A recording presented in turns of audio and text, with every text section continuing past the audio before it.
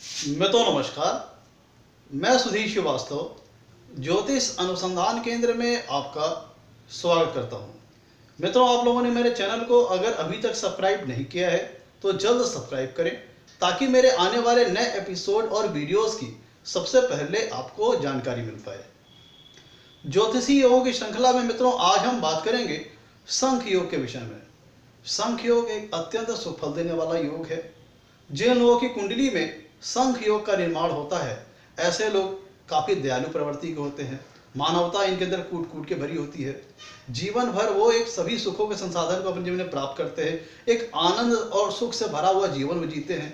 इन्हें कुटुंब का बहुत अच्छा सुख प्राप्त होता है। इन्हें पत्नी का और बच्चों का सुख बहुत अच्छा प्राप्त होता है। प्रतिष्ठित होते हैं, धार्मिक होते हैं, विद्वान होते हैं। धार्मिक ग्रंथों को पढ़ने में इनमें विशेष रुचि होती है। धनाढ्य होते हैं, सभी द्वारा सम्मान प्राप्त करने वाले होते हैं। सभी वर्गों द्वारा, बच्चे, बूढ़ों, जवान, सभी वर्गों के द्वारा सम्मान प्राप्त करते हैं। जिन लोगों की कुंडली में शंख योग का निर्माण होता है ऐसे लोग नैतिक मूल्यों के ऊपर, नैतिक आधार के ऊपर काफी मजबूत होते हैं। मोरली काफी स्ट्रांग होते हैं। इनको हमेशा सही पथ पर चलने वाले होते हैं। सही कार्य कर करके, परिश्रम करके, निरंतर परिश्रम करके सफलता के पथ पर ये आगे बढ़ते चले जाते हैं और जीवन में काफी सफल होते हैं। सभी प्रकार के सुखों को अपने जीवन में प्राप्त करते हैं। एक बहुत ही आनंद और सुखों से भरा हुआ ये जीवन अपने जीवन को जीने वाले होते हैं। मित्रों, अब हम बात करते हैं कुंडली में शंख योग बनता कैसे है, कैसे इसका कुंडली में शंख योग का निर्माण होता है। तो मित्रों, जैसा कि हम बात कर रहे हैं शंख योग की, तो शंख योग का जो उल्लेख है, जो इस शंख योग जो मेंशन किया गया है, वो हमने जातक पारिजात ग्रंथ से इसकी परिभाषा को लिया है। जातक पारिजात पुस्तक से इस योग का उल्लेख मिलता है, जहां पर ऋषिवर ने इस योग की, शंख योग की जो परिभाषा बताई है उसके अंतर्गत उन्होंने कहा है कि कुंडली में दो प्रकार से शंख योग का निर्माण हो सकता है। मतलब शंख योग बनने की दो परिभाषा हो गई। दो तरीके से कुंडली में शंख योग का निर्माण हो सकता है, जिसके अंतर्गत जो पहली परिभाषा है, पहली डिफिनीशन है, वो ये है। मैंने आपको समझाने के लिए कुंडली का एक सैंपल चार्ट लिया हुआ है। आप इसके माध्यम से आपको समझाने की कोशिश करूंगा। मित्रों, पहली परिभाषा के अंतर्गत कहा यह गया है कि कुंडली में जो पंचम भाव होता है, लग्न से कुंडली का जो पंचम भाव होता है, कुंडली का जो पंचम भाव होता है और कुंडली का जो छठा भाव होता है, इन दोनों के स्वामी आपस में एक दूसरे से परस्पर केंद्र में हो और लग्न स्ट्रांग हो, लग्न बलशाली हो, तब जाकर के कुंडली में पहले प्रकार से शंख योग का निर्माण होता है। पहली परिभाषा मित्रों यह है कि कुंडली में पंचमेश और षष्ठेश, मतलब पंचम भाव का स्वामी और छठे भाव का स्वामी कुंडली में एक दूसरे से केंद्र स्थान में होने चाहिए, एक दूसरे से परस्पर केंद्र स्थान में होने चाहिए। और साथ ही साथ कुंडली में लग्न बलवान होना चाहिए, लग्नेश बलवान होना चाहिए, तब फिर जाकर के कुंडली में शंख योग का निर्माण होता है। एक उदाहरण के माध्यम से मैं आपको समझाता हूं। मित्रों, मैंने समझाने के लिए आप लोगों को मैंने मेष लग्न की कुंडली ली हुई है और मैं आपको इस कुंडली के माध्यम से समझाने की कोशिश करता हूं। मेष लग्न की कुंडली है मित्रों, जिसमें पंचम भाव में आ रही है सिंह राशि, जिसके स्वामी होते हैं सूर्य। और मेष लग्न कुंडली में छठे भाव में आ रही है कन्या राशि, जिसके स्वामी होते हैं बुध। तो मित्रों, पहली परिभाषा के अंतर्गत जो पहली अनिवार्य कंडीशन है वो ये है कि पंचमेश और षष्ठेश अर्थात पंचम भाव के स्वामी और छठे भाव के स्वामी परस्पर एक दूसरे से केंद्र में होने चाहिए। एक दूसरे से, यहाँ पर केंद्र का मतलब यह हुआ कि पंचमेश से षष्ठेश चाहे युति में हो, चाहे चौथे भाव में हो, चाहे सातवें भाव में हो, चाहे 10वें भाव में हो। ध्यान दीजिएगा, यहाँ पर पंचमेश और षष्ठेश का एक दूसरे से परस्पर केंद्र में होने का मतलब यह हुआ कि पंचमेश षष्ठेश चाहे युति में हो, चाहे पंचमेश से षष्ठेश चौथे भाव में हो, चाहे पंचमेश से षष्ठेश सातवें भाव में हो, चाहे पंचमेश से षष्ठेश 10वें भाव में हो। और दूसरी अनिवार्य कंडीशन ये होगी कि लग्न बलशाली होना चाहिए, लग्न मजबूत होना चाहिए, लग्न की प्लेसमेंट अच्छी होनी चाहिए, लग्न मजबूत होना चाहिए। लग्न मजबूत कैसे होगा? लग्नेश की अच्छी प्लेसमेंट से मजबूत होगा और लग्नेश के ऊपर अच्छी ग्रहों के प्रभाव को लेकर के तब जाकर के लग्न मजबूत होगा। तो मित्रों, मेष लग्न कुंडली में पंचम भाव में आ रही है सिंह राशि, जिसके स्वामी होते हैं सूर्य, और मेष लग्न कुंडली में छठे भाव में आ रही है कन्या राशि, जिसके स्वामी होते हैं बुध। तो अब हम बात करते हैं कि कहा गया है पहली परिभाषा के अंतर्गत जो पहली अनिवार्य कंडीशन है वो ये है कि पंचमेश और षष्ठेश परस्पर एक दूसरे से केंद्र स्थान में होना चाहिए। तो चलिए एक उदाहरण के माध्यम समझाता हूं मैं आपको।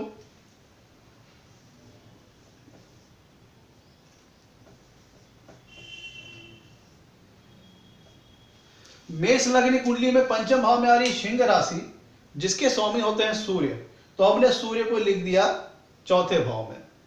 एक आपको उदाहरण दे रहा हूं समझाने के लिए। और मेष लग्न कुंडली में छठे भाव में आ रही कन्या राशि, जिसको स्वामी होते हैं बुध, उनको लिख दिया हमने दसम भाव में।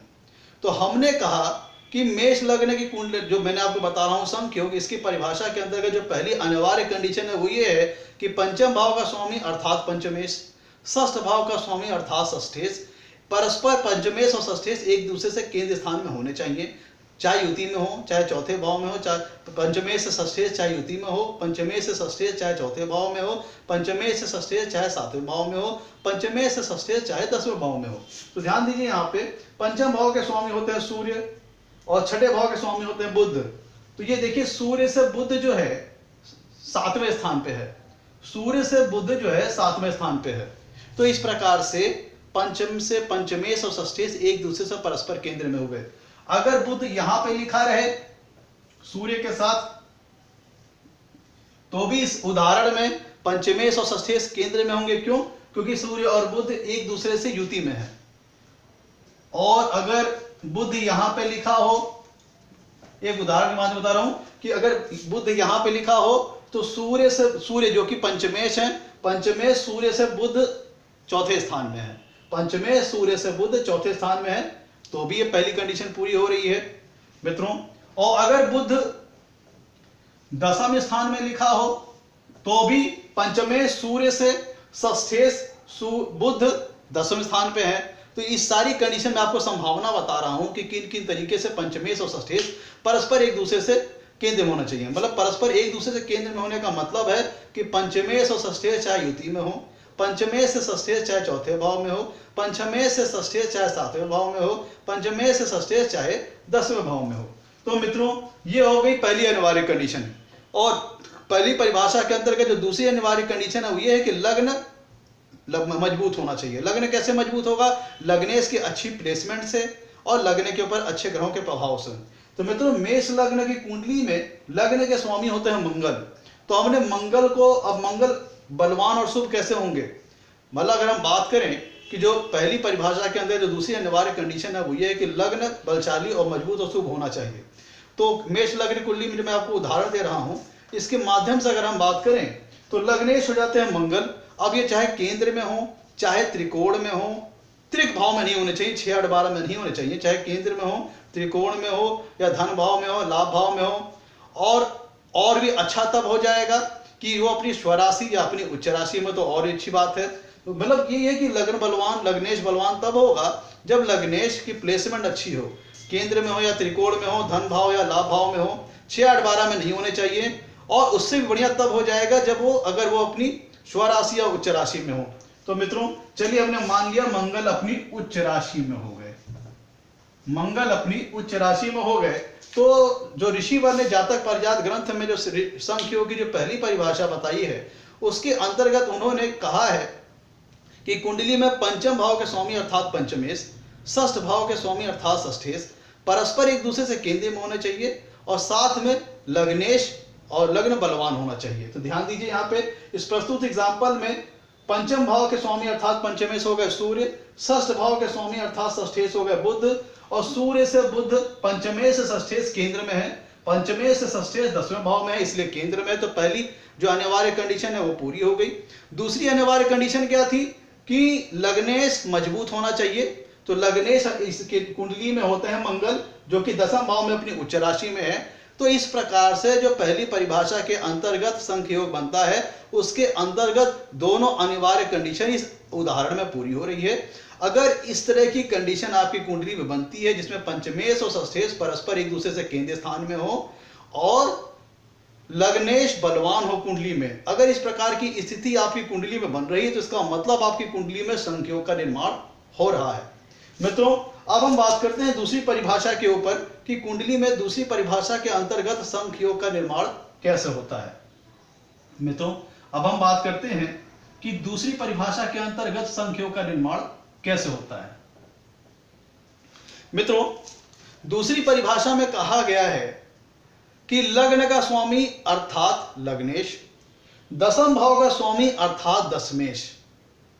लग्नेश भी किसी चर राशि में स्थित होना चाहिए और दशम भाव का स्वामी अर्थात दशमेश भी कुंडली में किसी चर राशि में स्थित होना चाहिए। तो मित्रों यहाँ पे बात पहले कर लेते हैं कि चर राशि होती कौन कौन सी है। मित्रों, चर राशि होती है मेष, कर्क, तुला और मकर। ध्यान दीजिएगा, चर राशि हो गई कौन कौन सी? मेष, कर्क, तुला और मकर। तो जो दूसरी परिभाषा है संख्योग बनने की, उसके अंतर्गत कहा यह गया है कि कुंडली में लग्नेश, लग्न का स्वामी अर्थात लग्नेश किसी चर राशि में स्थित होना चाहिए और जो दशम भाव का स्वामी अर्थात दशमेश है वो भी कुंडली में किसी चर राशि में स्थित होना चाहिए और साथ में नवम भाव का स्वामी अर्थात नवम भाव और नवमेश बलवान होना चाहिए। नवमेश बलवान होना चाहिए, नवम भाव बलवान होना चाहिए। तो मित्रों, दूसरी परिभाषा के अंतर्गत जो अभी क्लियर हो गया, जो डिफिनीशन है वो ये है कि लग्न स्वामी अर्थात लग्नेश किसी चर राशि में स्थित होना चाहिए और दशम भाव का स्वामी अर्थात दशमेश भी किसी चर राशि में स्थित होने चाहिए। और चर राशि कौन कौन सी हो गई? मेष, कर्क, तुला और मकर। और साथ ही साथ नवम भाव और नवमेश कुंडली में बलवान स्थिति में होने चाहिए। बलवान कैसे होंगे? अच्छी प्लेसमेंट के माध्यम से केंद्र या त्रिकोण या फिर धन भाव या लाभ भाव या अपनी स्वराशि या अपनी उच्च राशि 6, 8, 12 में नहीं होने चाहिए। तो एक उदाहरण के तहत मैं आपको जो दूसरी परिभाषा है संख्योग बनने की, मैं उसको आपको समझाने की कोशिश करता हूं। तो उन्होंने कहा है, ऋषिवर ने, कि लग्न का स्वामी अर्थात लग्नेश किसी चर राशि में होना चाहिए। तो मेष लग्न की कुंडली में लग्न में आ रहा है मेष राशि जिसके स्वामी होते हैं मंगल। तो परिभाषा के अनुसार वो किसी चर राशि में होना चाहिए। तो चर राशि कौन कौन सी हो गई? मेष, कर्क, तुला और मकर। तो हमने कर्क में लिख दिया मंगल को, मेष में हमने कर्क को लिख दिया मंगल में। और तो पहला भाव जो लगने के स्वामी अर्थात लग्नेश हो गया इस उदाहरण में, वो हो गया मंगल और उनको हमने एक कर्क जो कि चर राशि है उसमें उनकी प्लेसमेंट हमने कर दी। मैं आपको एक उदाहरण दे रहा हूं कैसे कुंडली में बन सकता है संख्योग। अब मित्रों, इसी परिभाषा के अंतर्गत आगे कहा गया कि दशम भाव का स्वामी अर्थात दशमेश भी कुंडली में किसी चर राशि में होना चाहिए। तो मेष लग्न की कुंडली में दशम भाव में आ रही है मकर राशि जिसके स्वामी होते हैं शनि। तो शनि भी बताई गई परिभाषा के अनुसार किसी चर राशि में स्थित होने चाहिए। तो चलिए हमने शनि को लिख दिया कुंडली के 7वें भाव में तुला राशि में, क्योंकि चर राशि कौन कौन सी है? मेष, कर्क, तुला और मकर।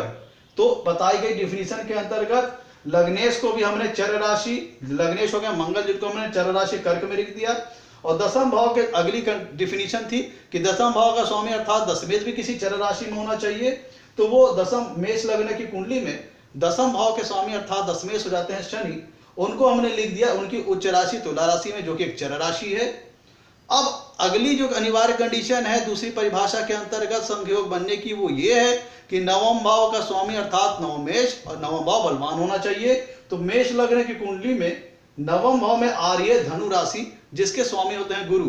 तो गुरु कहाँ होने चाहिए? अच्छी प्लेसमेंट में होना चाहिए, केंद्र में होने चाहिए, त्रिकोण में होने चाहिए, धन भाव या लाभ भाव में 6, 8, 12 में नहीं होने चाहिए। और उससे भी बेहतर अच्छा तब हो जाएगा जब वो अपनी स्वराशि या अपनी उच्च राशि में हो। तो चलिए हमने नवमेश अर्थात गुरु को लिख दिया कुंडली के 4थे भाव में जहां पे उच्च के हो जाते हैं। गुरु को हमने नवम मेष लग्न की कुंडली में नवम भाव में आ रही धनु राशि जिसके स्वामी होते हैं गुरु, उनको हमने उनकी उच्च राशि कर्क राशि में लिख दिया। तो दूसरी परिभाषा के अंतर्गत जो उन्होंने कंडीशंस बताई हैं, जिसमें पहली अनिवार्य कंडीशन ये है कि लग्न का स्वामी अर्थात लग्नेश कुंडली की किसी चर राशि में होना चाहिए। साथ ही साथ दशम भाव का स्वामी अर्थात दशमेश भी कुंडली की किसी चर राशि में होना चाहिए और नवम भाव अर्थात नवमेश और नवम भाव बलवान होना चाहिए। ये दूसरी अनिवार्य कंडीशन ये हो गई दूसरी परिभाषा अंत के अंतर्गत संयोग बनने की। जो दूसरी अनिवार्य कंडीशन है वो ये कि नवम भाव बलवान होना चाहिए अर्थात नवम भाव शुभ प्रभावों में होना चाहिए और नवमेश की कुंडली में प्लेसमेंट अच्छी होनी चाहिए। तो मेष लग्न कुंडली में नवमेश हो जाते हैं गुरु जिनको हमने उनकी उच्च राशि कर्क राशि में लिख दिया। ये था एक उदाहरण कैसे कुंडली में दूसरी परिभाषा के अंतर्गत संयोग का निर्माण होता है। मित्रों, तो संयोग बनने की दो परिभाषा हो गई। पहली परिभाषा के अंतर्गत डिफिनीशन ये है कि पंचमे भाव का स्वामी अर्थात पंचमेश, षष्ठ भाव का स्वामी अर्थात षष्ठेश, कुंडली में परस्पर पंचमेश और षष्ठेश एक दूसरे से केंद्रीय स्थान में होने चाहिए और कुंडली में लग्न स्थान अर्थात लग्नेश बलीय होना चाहिए। और जो दूसरी परिभाषा के अंतर्गत कहा गया वो ये है कि कुंडली में लग्न का स्वामी अर्थात लग्नेश किसी चर राशि में होना चाहिए। साथ ही साथ दसम भाव का स्वामी अर्थात दशमेश भी किसी चर राशि में होना चाहिए। चर राशि हो गई मेष, कर्क, तुला और मकर। और साथ ही साथ जो दूसरी अनिवार्य कंडीशन हो गई दूसरी परिभाषा के अंतर्गत वो होगी कि नवम भाव का स्वामी अर्थात नवमेश और नवम भाव बलवान होना चाहिए। बलवान कैसे होगा? अच्छी प्लेसमेंट के माध्यम से, केंद्र, त्रिकोण, धन भाव या लाभ भाव। तो मित्रों, ये थी संख्योग बनने की परिभाषा और संख्योग अगर कुंडली में बनता है तो उसके लाभ। मित्रों, आज के लिए इतना ही। आपसे कहना है मेरे वीडियो को लाइक करें, मेरे चैनल को सब्सक्राइब करें। आपके लाइक्स और सब्सक्रिप्शन हमें मोटिवेशन प्रदान करते हैं ताकि आगे चल करके हम और अच्छे वीडियो आपके लिए ला करके प्रस्तुत कर सकें। आज के लिए इतना ही मित्रों, धन्यवाद।